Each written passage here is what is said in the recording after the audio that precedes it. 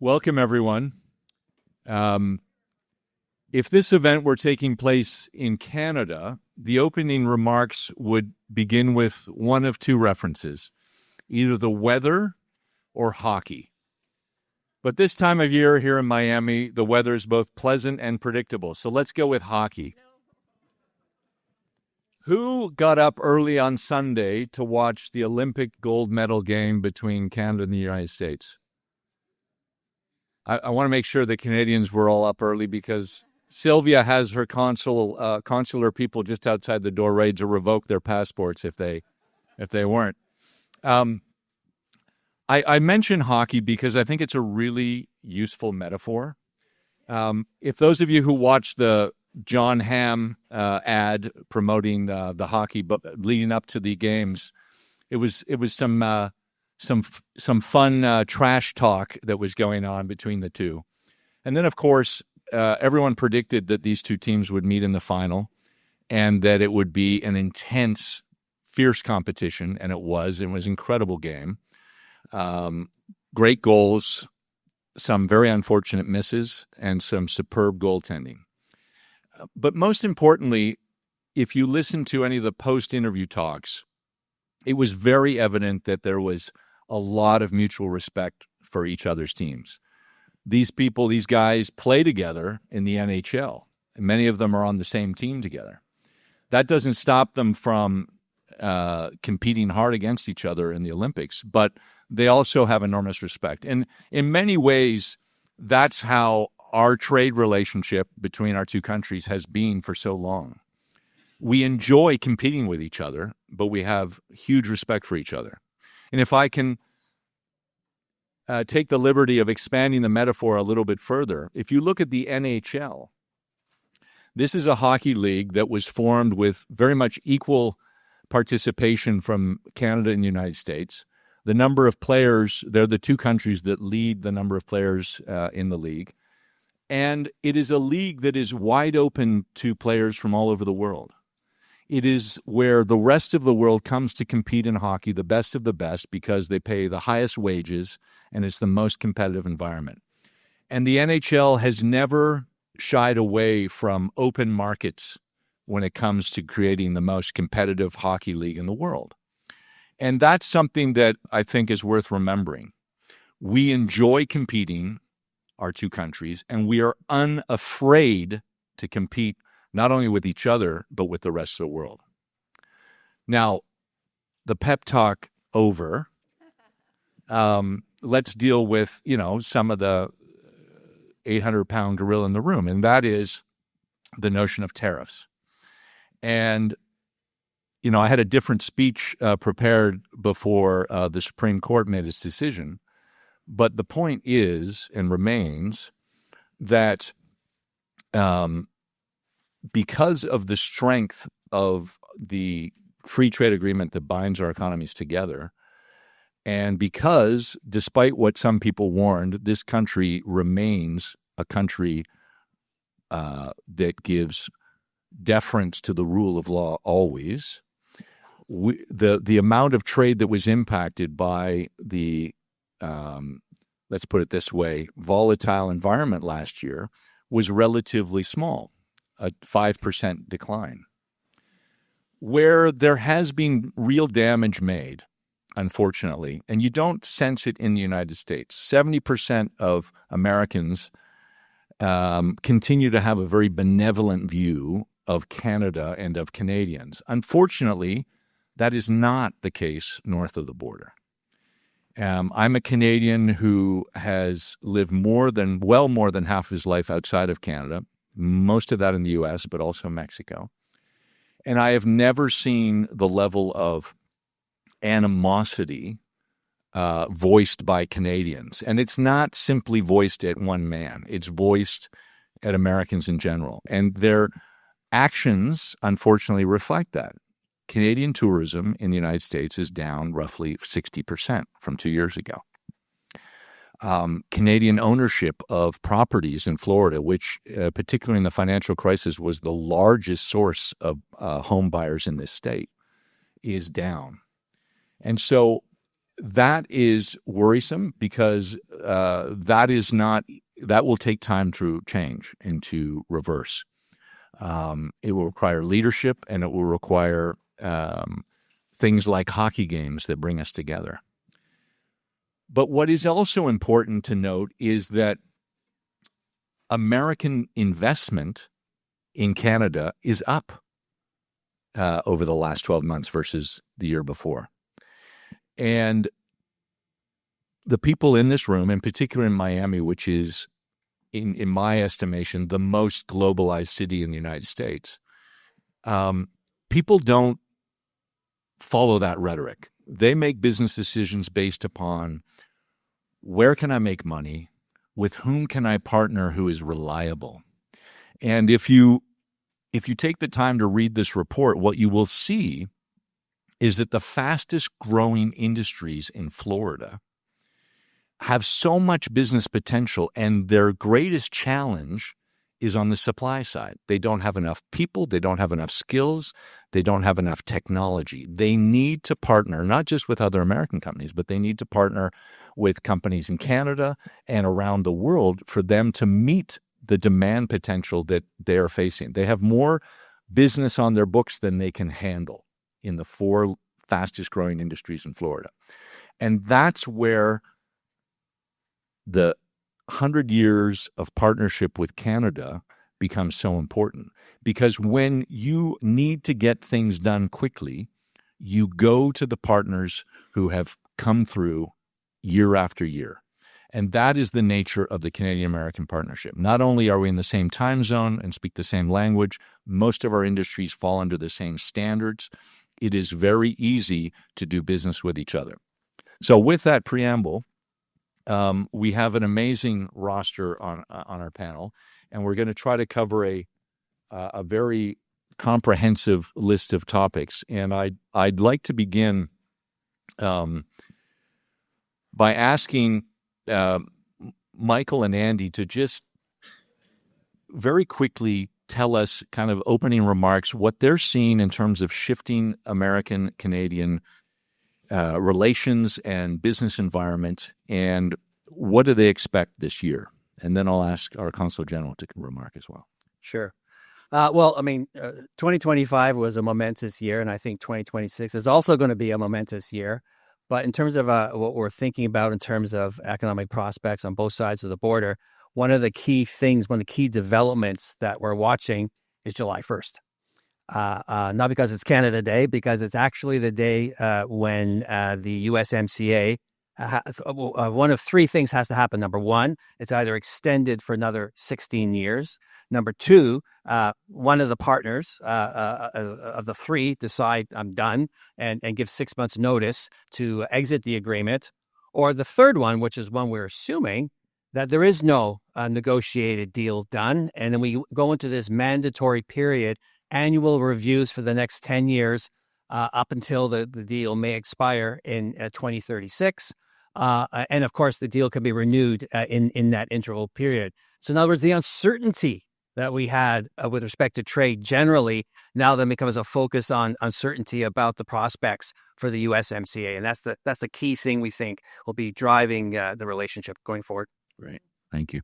Andy, your view on things? Yeah, I mean, along with that, so 2 things that the markets hate: volatility and uncertainty. We've had in excess in the last 12 months or so. And so one of the things that we're really hoping for is that stabilization of supply chains, that resumption of cross-border cooperation, because we are so closely intertwined. And with that, the looking at the strength of the supply chain and how you can, supply chains will flex and change, and partners will enter and exit the market, but the markets that you're delivering to really depend on that consistency, that reliability. So restoring that, hopefully increasing that, is what we're hoping for in the coming year.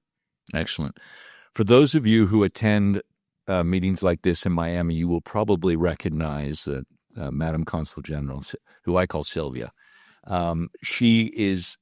I've worked with consul generals over the last 25 years here in Miami, and none have been as active and out there in the business community with their ear to the ground, as well as being advocating for Canada, quite like you have. So, and I know one of the biggest questions you ask is, what has been the impact of these trade frictions over the last year? Well, first of all, bonjour tout le monde. C'est un plaisir d'être ici. Thank you to the Economic Club of Miami for inviting us here, for offering us an opportunity to talk about what could arguably be one of the U.S.'s biggest relationships in the world, and certainly Canada's biggest relationship, so Canada-U.S. relationship. Very hard to start this discussion with hockey. I get it. Thank you. Even harder to now follow up with a question. I think you're talking inadvertently or indirectly about tariffs, so two big topics. There's no question that tariffs have been a disruptor, not only in the Canada-U.S. relationship, but obviously around the world. And our PM said it very well at the Davos Economic Forum. It's not a change; it's a disruption, and we're entering into a new world order, as it were. But our relationship is big, is deep, is fully integrated, and cannot be so easily undone through tariffs. But as we've heard a little bit before, tariffs have introduced an uncertainty. Certainly, you're all seeing it in your own businesses and with your clients. People are waiting to see what's happening on the tariffs. I think there is more certainty now, and we know that they're here to stay. And so what does that mean in terms of our supply chain, security of supply, cost at the end of the day to the end consumer? Canada, thanks to the USMCA, which, by the way, we call CUSMA in Canada, Canada-U.S. Mexico Agreement, has really been the framework that has allowed our three economies to grow since it was modernized under President Trump's first administration in a way that we haven't seen before. In fact, it has also boosted intra-regional trade by 37% in 5-6 years that it's been in effect. So it's proven to be working, and it's also proven to be working when it comes to tariffs. So what is important to note in terms of tariffs is that there are Section 232 tariffs on very specific sectors: steel, aluminum, lumber, autos. And we've seen a decrease in trade in those commodities, that's for sure. But we've seen actually an uptick in trade in the other commodities that are covered under the USMCA, which means they enter tariff-free. So the effective tariff rate for Canadian goods coming into the U.S. is 10%, which is one of the lowest actually internationally. So that's the good thing. And the corollary is we believe in the USMCA, and we believe that it should be renewed, and that's what we are now focused on. All three of our governments, Canadian, Mexican, and American, did I say that already? Okay. All three of our governments have done stakeholder consultations. And by far and away, all three countries are highly supportive of the agreement, including here in Florida. You have spoken and provided input. And the basic comment back is do no harm. Do no harm to that agreement. It works. Does it need updating? Yes, the world has changed in the past 5 or 6 or 7 years, but at its foundation, it's working. And in fact, the USMCA and its precursor NAFTA 2.0, NAFTA 1.0, generated nearshoring and friendshoring much before those words became buzzwords. So we are a fully integrated economy. And when the U.S. wins, to your point, Canada wins. That's true economically. That's also true from a hockey perspective. Because, as I like to say, when the Panthers win the Stanley Cup, or who else won the Stanley Cup? The Lightning. Well, half the team is Canadian, half the management is Canadian, so we all win. Thanks. Excellent. Michael Gregory, who is the Deputy Chief Economist at BMO, which many of you know has a huge presence in the United States. So he's in a very distinguished position to tell us how he sees the economic baseline sort of projections, both for the U.S. and Canada this year and next year. Sure. Well, it's interesting that this morning we got the fourth quarter GDP numbers for Canada. So, they were negative, but the bottom line is I like to look at growth on a fourth quarter over fourth quarter basis because it covers growth for the whole year. And again, 2025 was a momentous year. Growth in Canada was 0.7% year on year. That's not much growth at all. In the U.S., of course, it was 2.2, so more than 3 times growth in Canada. Obviously, the Canadian economy had suffered from the limited amount of hit to trade because trade is overexposed in the Canadian economy, and therefore that weakened growth. But more important than that, a lot of business investment is tied to dealing with a North American market, and to the extent there's uncertainty about access to that North American market, Canadian businesses simply don't invest to the same degree or a little more cautiously than they would otherwise.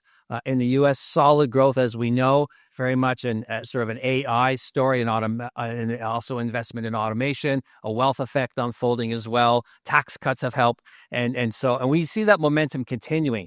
In fact, if we kind of see where we are as that starting point, 0.7 and 2.2, 2 years out, 12 to 24 months out, we see both kind of converging, with Canada picking up growth to about the 2% range, and the U.S. kind of still hovering around that level. And for Canada, where that momentum, and we're not really expecting yet to get that deal done on the USMCA. So that uncertainty is going to linger for most of this period, at least based on our baseline assumptions. Where we see the momentum being built in the Canadian economy now is number one, the fact that all the investments that we're seeing now in increasing infrastructure projects, increasing natural resource products, those that have national significance, that bearing fruit within a 1 to 2 year period. Building up the defense industry. Canada wants to have a military industrial complex. It wants one too. And therefore, we're going to get that momentum also building in the economy, and a little bit of trade diversification, primarily within Canada itself. As many of you may know, if you follow Canada, there's often more restrictions between trading amongst provinces than there is trading north-south between Canada and the United States. And that is changing. Also, a little bit of diversification to outside North America, primarily to Europe. So we think all of these things will provide a little bit of momentum for the economy. Unfortunately, the starting point will be a little bit lower because of the trade war, for lack of a better word to explain it. But we do think the momentum will come back, and Canada and U.S. be growing very comparably, as they tend to over time. And as long as the USMCA stays in place and no one decides to walk away, I think that kind of momentum will continue. Thank you. And Michael, quick follow-up. Which sectors do you see as the most resilient in spite of this uncertainty that we still have to deal with this year? Well, I think probably the most resilient sector are the ones where Canada sees be investing in and are still, have free trade. We're talking about energy, raw materials, the natural resources, including in that critical minerals, which is a key sector. And I think that will sort of be leading the charge. And of course, anything that's not currently covered by the more significant tariffs for Canada, which are those the whole run in the Consul mentioned that what those are with respect to certain sectors, but there's also 9 other investigations going on of different sectors covering from semiconductors to pharmaceuticals to commercial aircraft to industrial machinery that potentially could give rise to also Section 232 tariffs. So I think those are the areas that are probably vulnerable, but I do think there's a way out from that in terms of negotiating various tariff rate quota regimes, where actually that mechanism exists within the current USMCA for doing that. Interesting. Sylvia, a lot of Canadian companies, when they expand to the U.S. or frankly anywhere, they will check in with the Canadian export promotional and just the consular network that Canada has. I think there's about 8 or 10 in the United States. What are the sorts of requests that you see coming out of Canadian companies that are interested in Florida? So we have 12 consulates across the U.S. and, of course, our embassy in Washington, which is the biggest that we have in our international network. And we also have provincial representation. And I have a colleague here with us from the province of Quebec that recently opened an office also in Florida. If only they did come to us initially. We usually hear from our companies when they're in trouble, and that's the last, that's where we least want to hear from them. But no, a lot of the questions we have at the moment are just around tariffs. What's happening? What's the appetite? How is my business actually impacted by the tariffs? And then from smaller companies, really concerned about the de minimis rule, and that's really impacted our small micro entrepreneurs, including, of course, mostly women-led businesses, but just understanding that regime.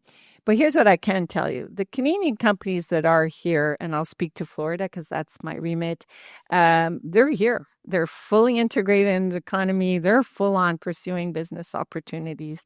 We have over 600 Canadian companies that are here, represented by two executives here, but they're 2 of 600. TD, not to name another Canadian bank, sorry, Bombardier, CAE, Circle K, guys, is owned by a Canadian Quebec-based company. So they're here. They're very bullish on the market. Where we've seen a decrease is on those that are prospecting. They're very nervous about coming to prospect for new opportunities in the U.S. and including here in Florida. And some are even just afraid of crossing the border.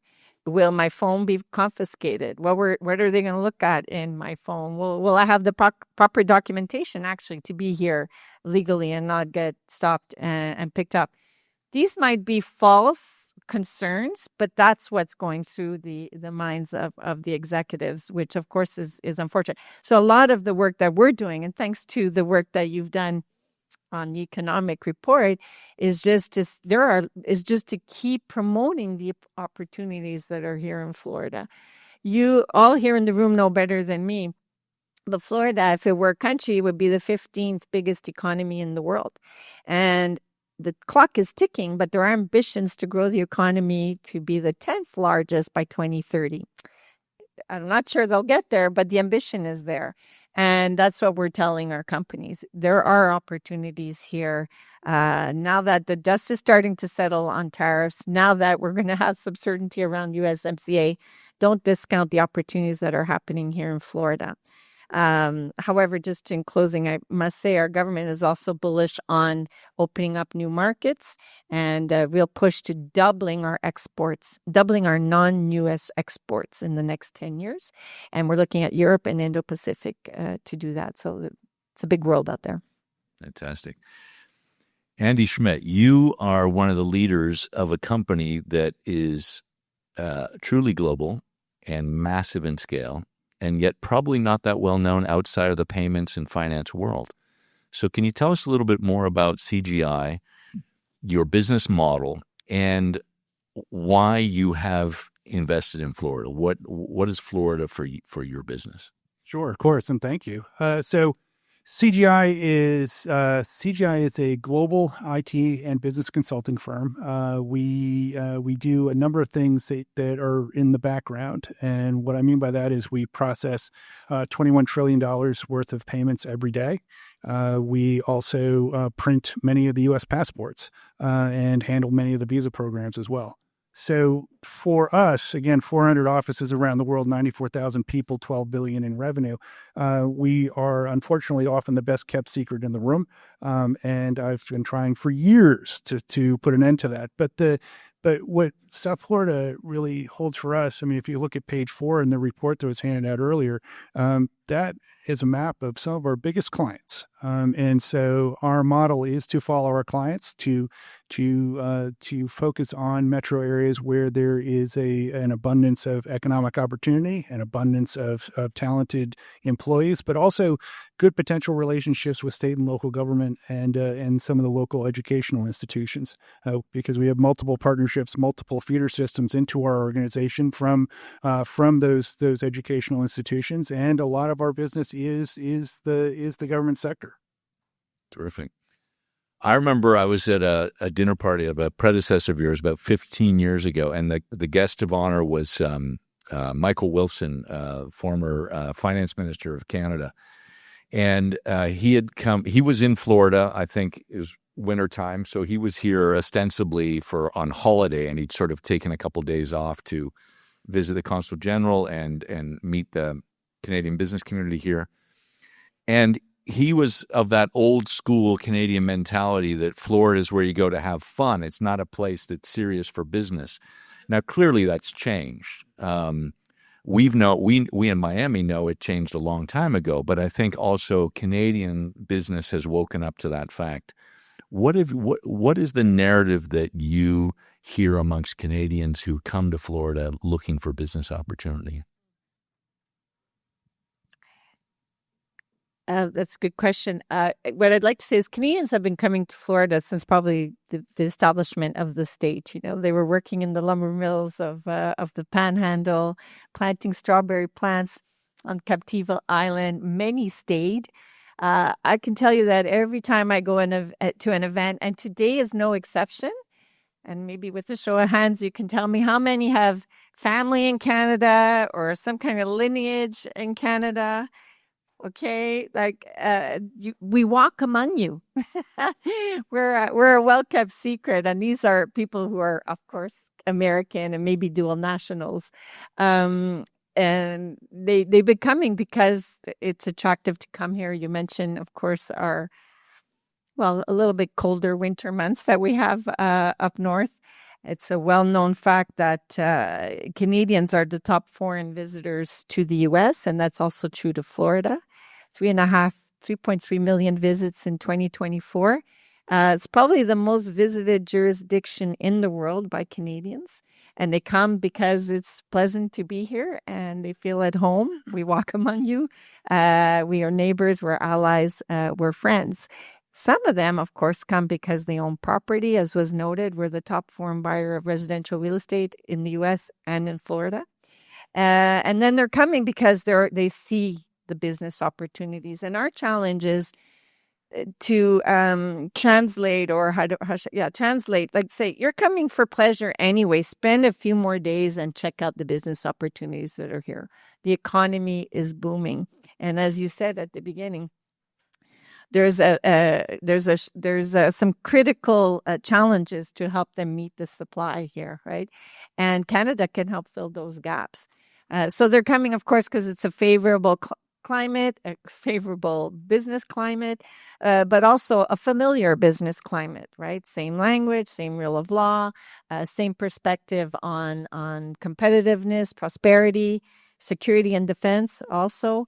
And we have some of the inputs that are needed here. So we need to get more Canadian companies to see what those opportunities are coming here anyway.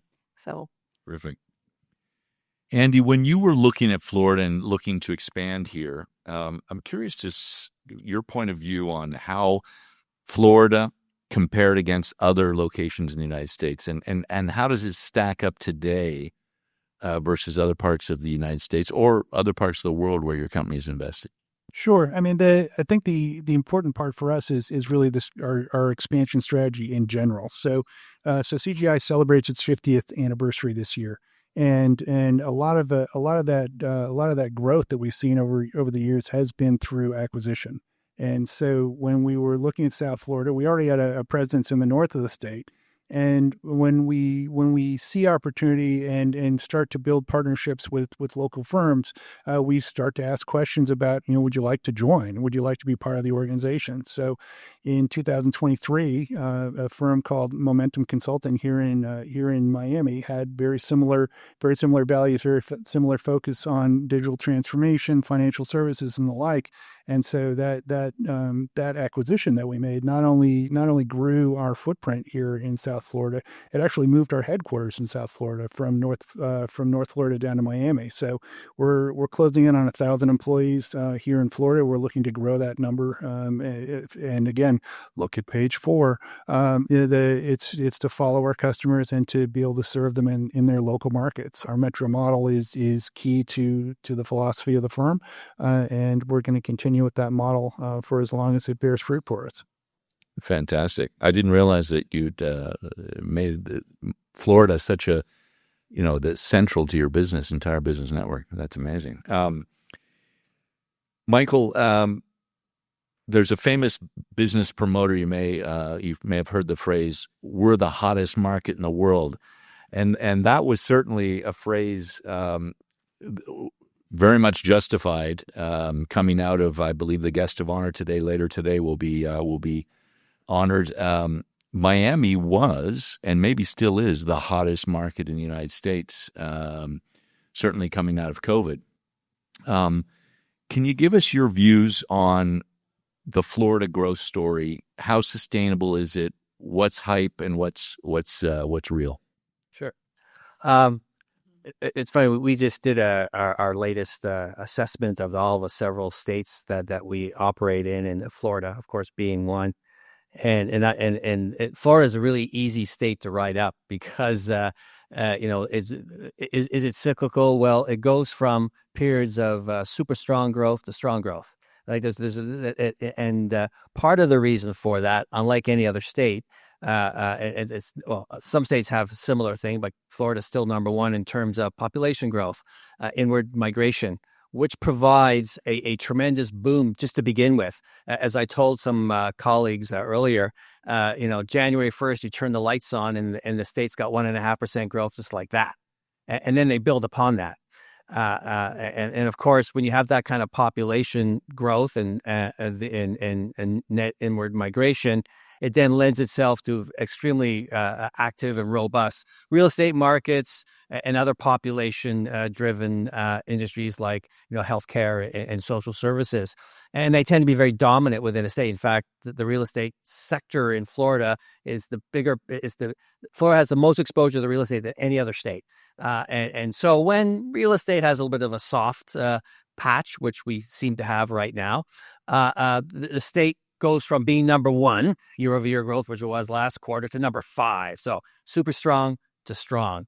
But it's not just a story about, I think, about real estate and population, even a little bit about tourism and agriculture. There's a lot else going on. And in that document that was distributed, those kind of growth sectors. And I think that's the story. It's about a highly diversified economy. And not only do you almost not have a cycle, you even have a cycle as you get that diversification translating into contributing to economic growth. So I think it's an extremely positive story. It was an easy write up compared to some of the other states. I won't name them because it's unfair, but anyway, it was a very easy analysis to write. Fantastic. Sylvia, you've revealed some things about Canada that I didn't even know in terms of the linkages with Florida. But what are some of the things the executives here should really take away in terms of knowing about Canada? Thank you for that question. I know that many here are managing capital and investing for yourselves or for your clients. So what I want to say, the tagline is Canada is open for business. And so don't discount and don't overlook what's happening in Canada. We have what it takes to succeed. We have the talent, firstly. We have one of the most educated and diverse workforces in the world. We have the highest post-secondary participation to higher education in the OECD, and that's at about 67%. So 67% of our high school graduates continue on to higher learning. We have capital, not only as expressed here by our big banks, and our banks are big, and they could talk about how well capitalized they are, but we also have pension funds, some of the biggest, the Maple 8, the biggest pension funds in the world, very deep pockets looking for those big projects. And so if you have a big project, they're 250 million and up, they're willing to listen. And of course, we have one of the best banking systems in the world. We have energy, a lot of energy. In fact, we're the largest energy supplier by far to the U.S. And just a little sidebar, we sell you our energy at a discount, and that helps to keep our economies competitive. We are one of the largest natural gas exporters on the planet, and we're ramping up some of that LNG capacity. We also have a very clean grid, mostly green. We have critical minerals, as was mentioned. In fact, we have most of the reserves in terms of potash, uranium, nickel, All of these are needed for some critical industries, not to mention defense, cybersecurity, automotive, of course. So we have the critical minerals that the world needs. And we know a thing or two about mining. We have 40% of the world's mining companies are listed in Canada. We also have market access. We have over 15 trade agreements, U.S. Mexico, of course, being key ones, but we also have a free trade agreement with the EU and with 7 countries of Latin America. So we have an open access to the world, and that represents about 1.5 billion consumers. We heard a little bit about the short-term economic outlook, which might be a little bit cloudy, so I won't talk about that too much. But I can say that our government has put in place some big projects, some big nation-building projects that are actually what could be of interest to some of the people in this room, from copper mines to, of course, I talked about LNG exports, to expanding the Port of Montreal, to building the first small modular nuclear reactor in the G7. We talk a lot about AI today. We talked a little bit about it. We didn't talk about data centers, but obviously that's a hot topic, including here in Florida. Well, Canada has the energy to fuel those data centers, and including our nuclear energy, which we have already, but the small nuclear reactors, which are coming on stream in the next year or two. So we're starting from a position of strength. We have the lowest net debt to GDP ratio in the G7, and we have the smallest deficit to GDP ratio in the G7. So even fiscally, I don't know if my economist banker would agree. So at the end of the day, don't sleep on Canada. We have some important opportunities, including, as was mentioned, to build our defense industrial base. We're looking for those investments to come and help grow our economy. Thanks. Terrific. I think really the pension funds is, I think many in the room are in finance, so they're maybe aware of this, but those 8 pension funds collectively have over $1 trillion invested in the United States.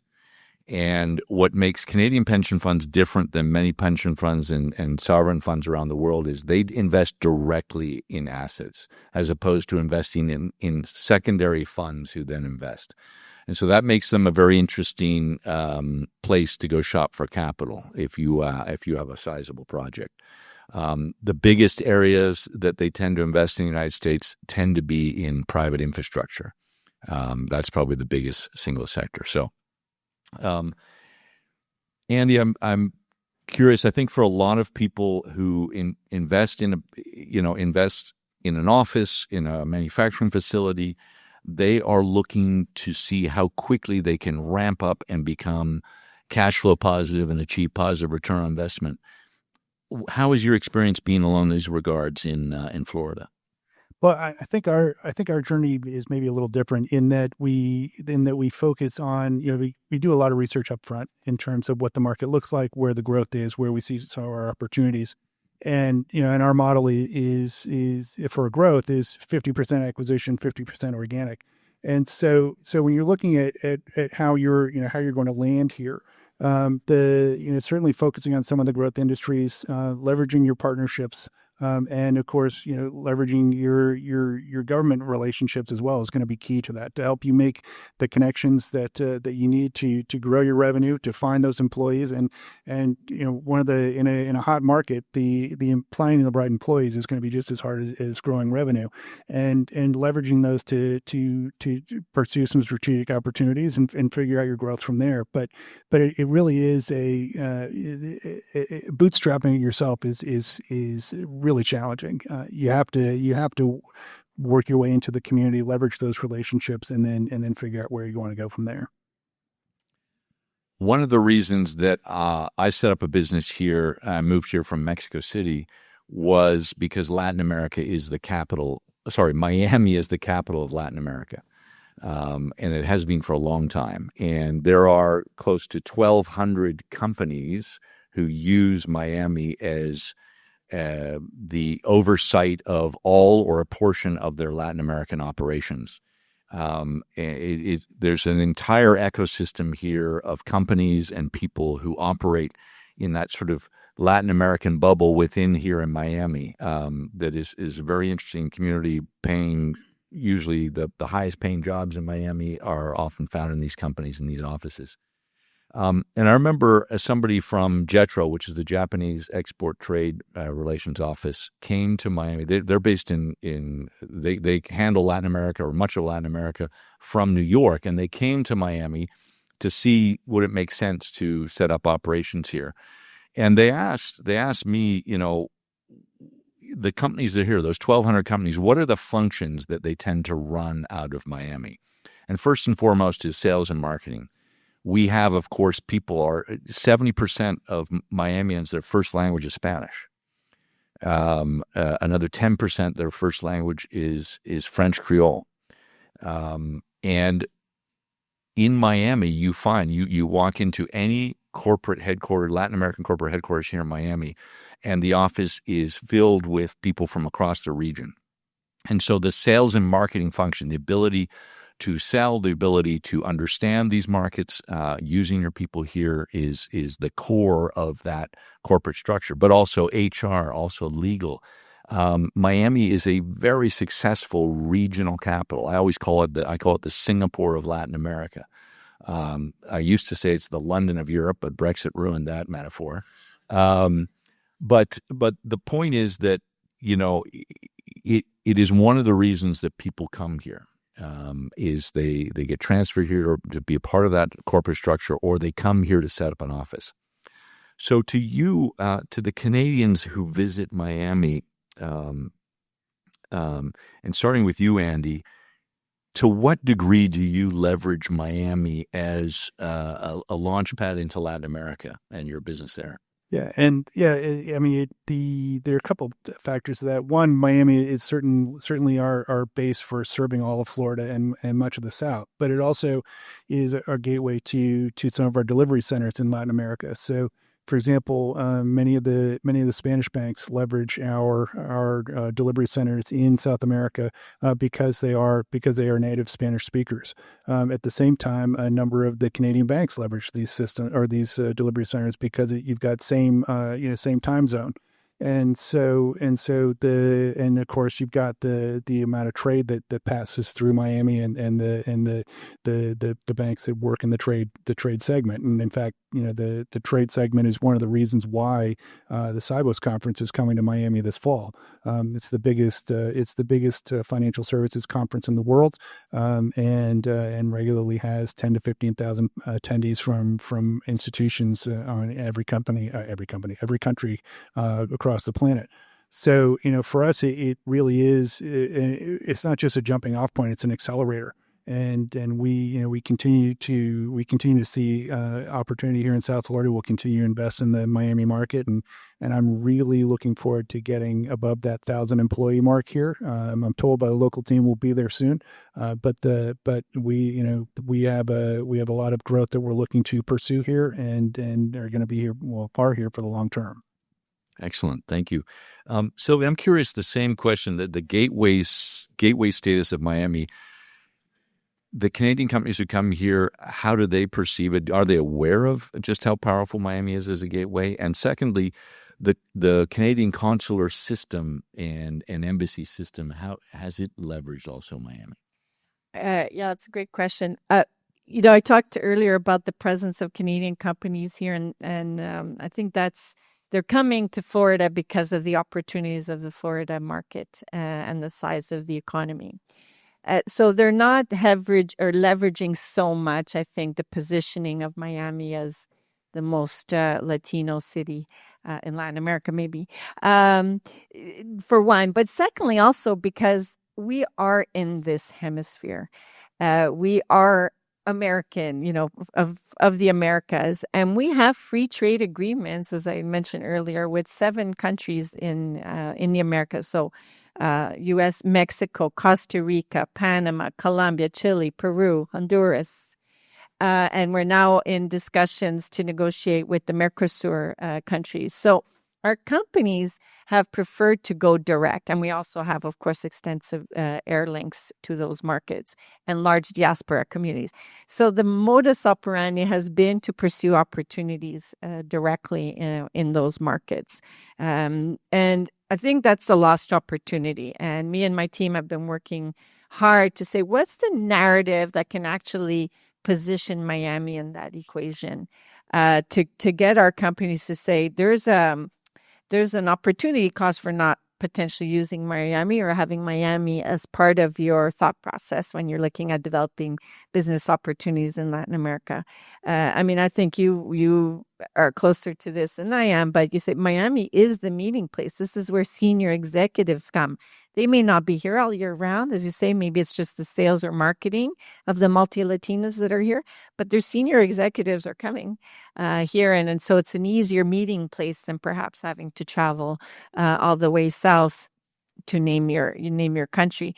And of course, then the whole ecosystem, lawyers, accountants, consultants, they know that market very well. So I think that the narrative for us is might come to Miami to de-risk potentially your business in Latin America. So use the American system to pursue those opportunities. And then you have the rule of law, perhaps, and a business environment that you're more familiar with. The other thing that we're looking at is, and I think one of the speakers spoke about it earlier, is the whole transshipment piece. I think we need to look at that more closely. We don't have very good shipping routes to Latin America from Canada, but to here we do. And though I think we can consolidate here and then send bigger shipments down. And obviously that's more for the consumables side. But I think that's something that we're looking at. I think there are how many free trade zones in South Florida? 20, 25. So that could be something to pursue. Absolutely. American companies do it, right? They use Miami as the transshipment hub. So it makes sense the Canadian firms would.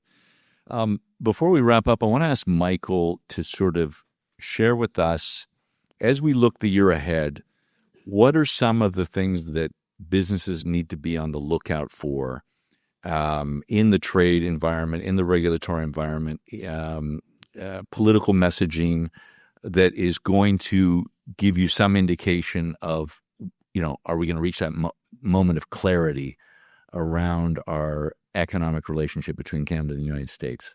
Sure. Well, you talk about all these uncertainties, and it's really the policy uncertainty that exists.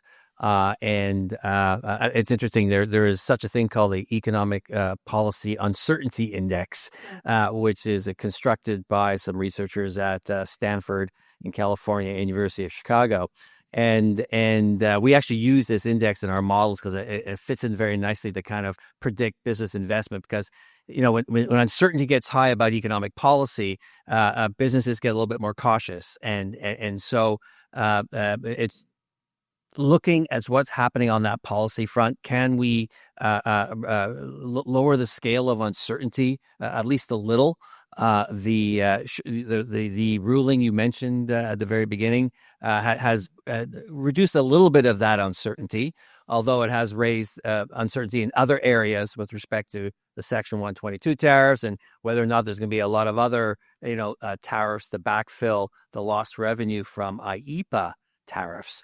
But I think it's all about that policy uncertainty coming down. At the end of the day, you talk to businesses, I'm sure all of you are the same thing. I don't want to see things changing. If I'm going to have tariffs, what are the tariffs? And then I'll learn to live with them and work around them and manage that risk. But if they're changing all the time, that makes it very difficult to plan, to invest, and to run a business. So I think it's reducing that policy uncertainty is key to I think the outlook. Terrific. And quickly from each of you, tell us a myth that you'd like to debunk about Canada, Canada-U.S., Miami, Florida, that might be of interest and resonance to the audience. Start with you, Andy. Well, so my favorite is that the myth that Canada-U.S. business operates as two separate markets. The fact is that the supply chains, the customer bases, the capital bases, the executive networks are so heavily intertwined that it's really one North American economic system. And so failing to see that integration, failing to leverage that integration is, can lead to missed opportunities on both sides of the border. Michael? I think one of the myths, and although it's changing, if you were to poll Canadian businesses north of the border, and what do you think about Florida, and you'll come up with the normal things. There's a little bit of agriculture there, obviously, tourism very popular, and but you don't begin to see that there's a whole other part of Florida. And the industries that are driving growth, that are going to propel the economy, not only getting 4 or 5% real GDP on a trend basis, but to accelerate that even further.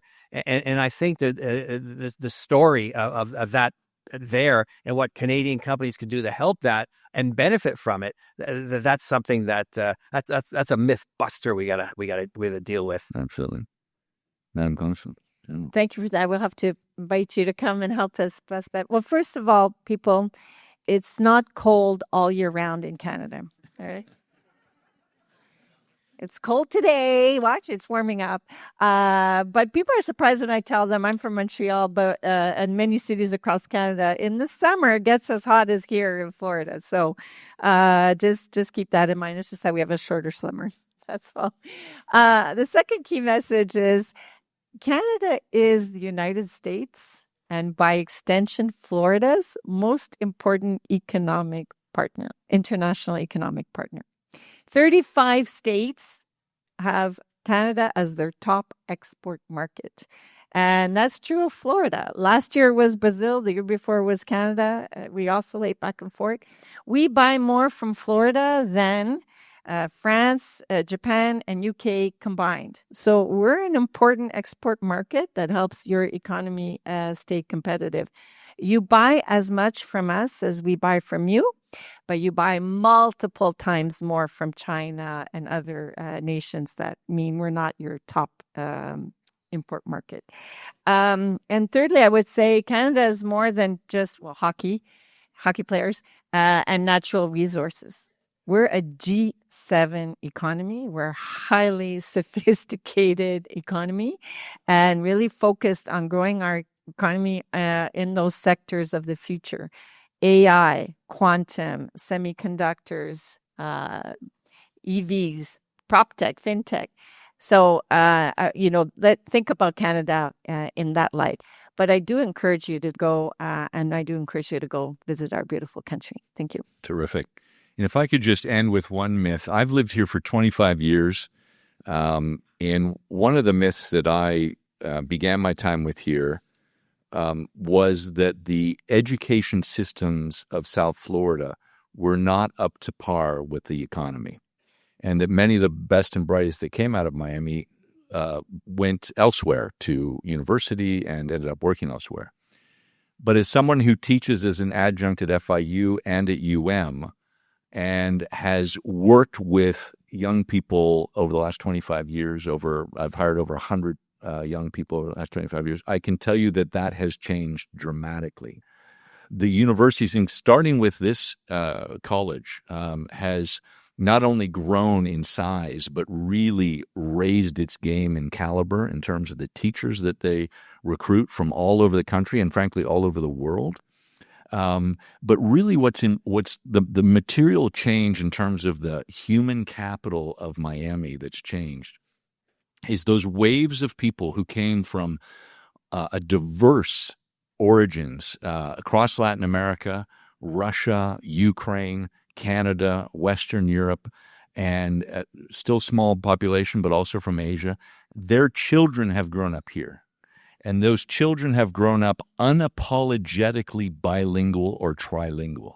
And that is a very different than the people who arrived here 60 years ago who felt the need to assimilate to the point where they did not maintain their own mother tongue the way the kids today do.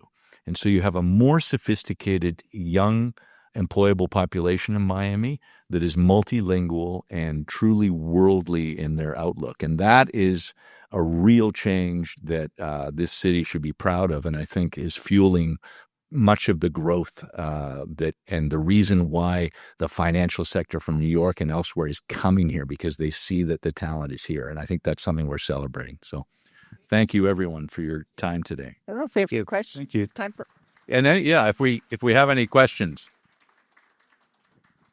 quite no. Yes, sir. Why is the maple syrup so expensive?